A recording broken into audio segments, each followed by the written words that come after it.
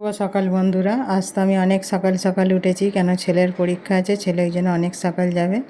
এই যে ডালটা সিদ্ধ করে নিয়েছি, আর এদিকে মাছ ভাজছি, ভাতও হচ্ছে, ডাল আলু সিদ্ধ আর হচ্ছে পটল ভাজা। এটাই হবে আজকে আমার রান্না। তাড়াহুড়োর মধ্যে অনেক ভিডিওই তো করা হলো নি, যেটুকুন পারছি করছি। এই যে পটলটা কেটে ভাজতে বসিয়ে দিয়েছি, আর আলুটা সিদ্ধ হয়ে গেছে, কুকারে রাখা আছে।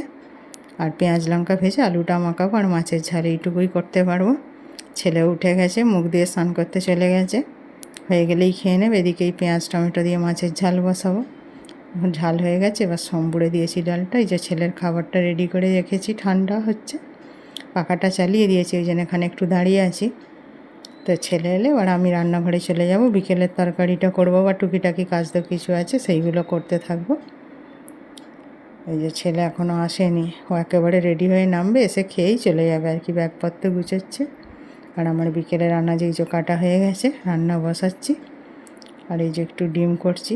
এই যে বর আজকে দাম কম আম পেয়েছে বলে অনেক নিয়ে এসছে। টাটা বন্ধুরা, ভালো থাকবে।